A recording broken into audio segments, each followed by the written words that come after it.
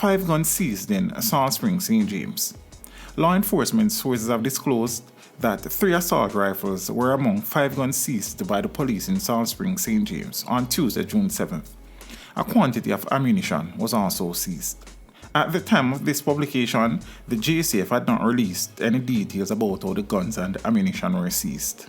Earlier today, Police Commissioner Major General Anthony Anderson said the police recovered 27 weapons over the first 6 days of June. Anderson said this was a major haul when compared to the 9 recovered during the corresponding period last year.